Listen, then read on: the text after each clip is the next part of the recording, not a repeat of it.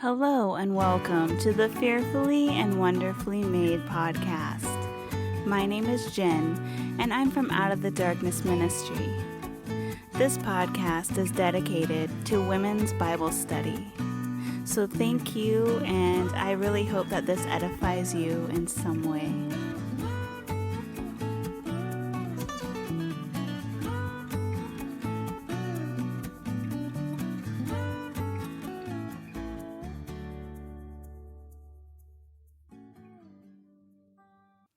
So that is right. You heard correctly. This is Jen, and I'm from Out of the Darkness Ministry. So I just want to thank you guys, or ladies, or whoever you are that listens to this podcast. And today, I'm not really sure how long this episode is going to be. It might be like 10 minutes. It might be longer. But I do want to say, if you need a Bible, or if you know someone who needs a Bible, head on over to our website. It's www.outoftheddarknessministry.com. And I will link that in the show notes below. Also, if you haven't already, I checked out my blog.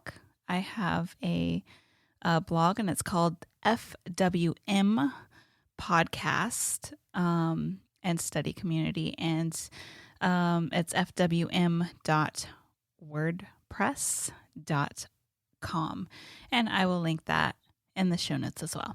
This episode is going to be talking about the parable of the sower. So it's been a hot minute since I did an episode, and the last one I did was when we finished up. Actually, I don't even know if I did one when I was reading in Acts. Oh yeah, I don't think I did. So for the month of June, I did an Acts study. So if you're interested in looking into that, or I did for the whole book of Acts, we did it in June. So from chapter 1 to chapter 28. I actually thought that there was 31 chapters for some odd reason. So I think the last blog I said that there were 31 chapters, but there really isn't. There's only 21 chapters in Acts. So from June 1st to June 28th, I made a blog post for every single chapter. So if that's something you're into, you can go check that out.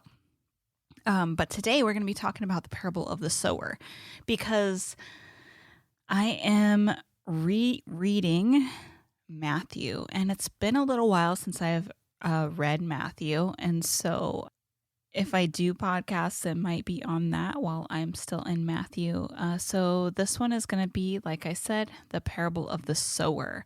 And this just really hit me hard, because anyone who is in ministry, I'm sure that they've seen this happen in real life. And so let me kind of break that down for you. So like I said, as I have been reading Matthew, I started rereading the parable of the sower. And it's been a little bit since I read it, but I remember it the last time. But this time it just kind of hit me in a different way. So I'm going to read that real quick. And it is in the first part of Matthew chapter 13. So Matthew chapter 13, verses 1 through 9 talks about the parable of the sower. And then verses 18 through 23, Jesus breaks down like what he's meaning in this parable. So let's get started.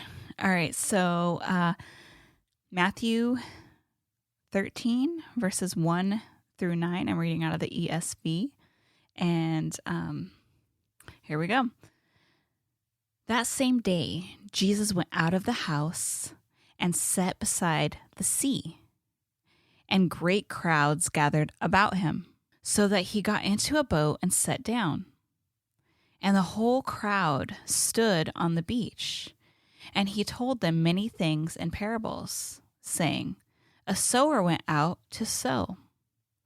And as he sowed, some seeds fell along the path, and the birds came and devoured them. Some seeds fell on rocky ground, where they did not have much soil, and immediately they sprung up, since they had no depth of soil. But when the sun rose, they were scorched. And since they had no root, they withered away. Other seeds fell along thorns, and the thorns grew up and choked them out. Other seeds fell on good soil and produced grain, and some 100-fold, some 60, some 30. He who has ears, let him hear. So we see that reading this parable, that there are some differences. It's all, we see the different seeds and the ground that they fall on. And it starts out with the seed that fell on the path, and then the birds came and snatched it and devoured it. And then it goes on to talk about the seed that fell on the rocky ground, and it sprung forth, but then since it didn't have any roots, it like the sun came out and scorched it.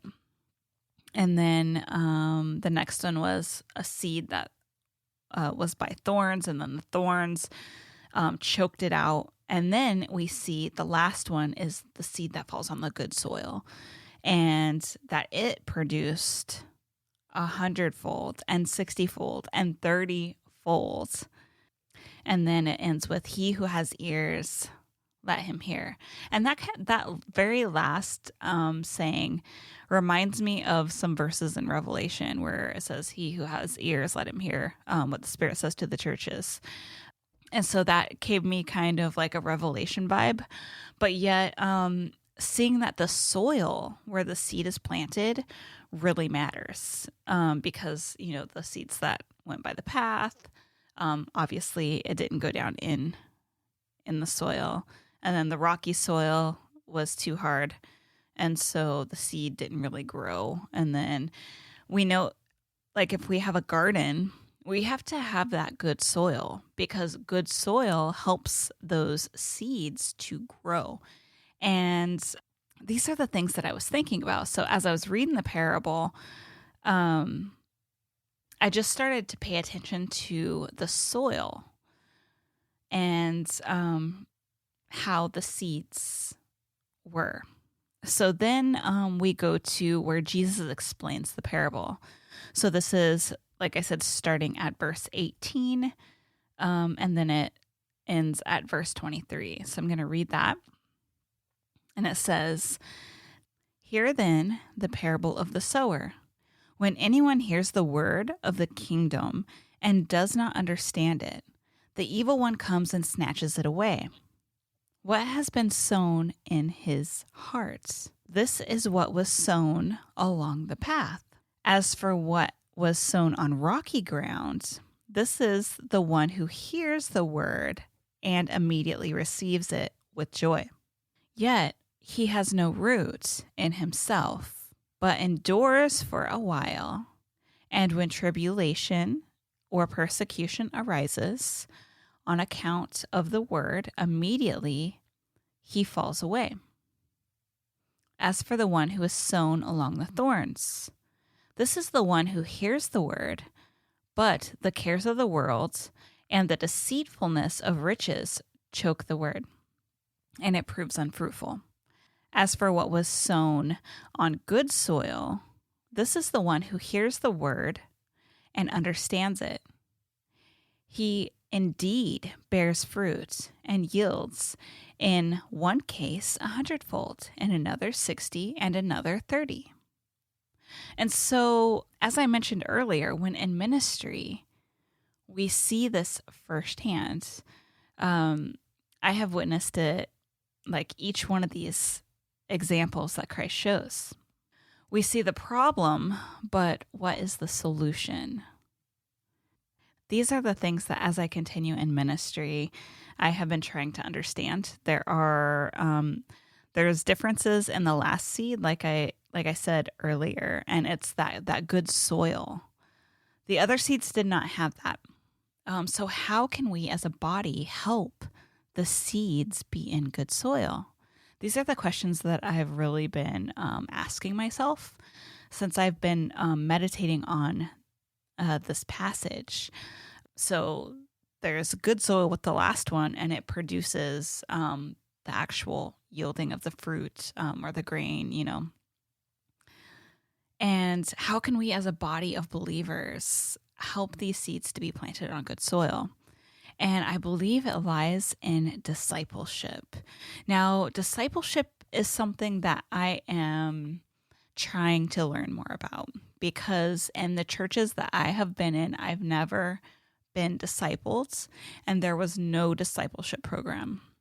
However, since I'm trying to learn more about discipleship and pouring into people, I think these are the key things that is going to help that seed to be planted on good soil.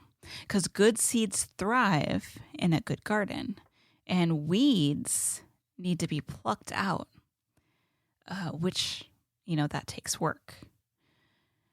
And anyone who has a good garden, they know that this doesn't happen overnight. It's a process, and it's that sanctification process. So if we as Christians can figure out a way to help people, disciple people. Now, obviously, each person has their own free will, and they're going to have to choose whether or not they're going to follow Christ. But we as believers can pour into them, and we can help them and show them how to live for Christ. And as I'm still trying to figure this out, what can I do for the kingdom, and how can I garden better? So these are the questions that I pose for myself, and I've been reflecting on. And another verse that I have really been meditating on this week is Matthew 9:37 and 38. And Jesus is talking to the disciples in this, and it says, "Then he said to his disciples, 'The harvest is plentiful, but the laborers are few. Therefore pray earnestly to the Lord of the harvest to send out laborers in his harvest.'" And so that is one of the prayers that I have been praying this week, is that the Lord will send more laborers, and that the seeds will be planted on good soil, and the harvest will be bountiful. So I hope that this has made you think about how you can pour into people, how you can disciple people. Because if you're like me and you have not been discipled before, it can be kind of scary. But as I've been trying to lean more into Christ, walk towards Christ, we see how Jesus discipled. We see how he taught people, he showed people, and he truly lived the word, because he was the word. He is the word. And if we can just pay attention to how he walked, when he walked on the earth, how he lived and how he served, I think that's the first step. And being a hearer of the word and a doer of the word, and not just a hearer only, but actually doing and following and living our life in the word. Having the Bible transform our life, and not trying to change the Bible, not trying to change the words of Christ, but actually letting that transform us. I think that's a good start. And sorry that this is a short episode, but I pray that it edifies you. And these are things that I am thinking about and trying to see how God is going to show me how to pour into people, and how to just to be more like him. So hope this has helped you out in some way. And grace and peace, brothers and sisters, or whoever's listening.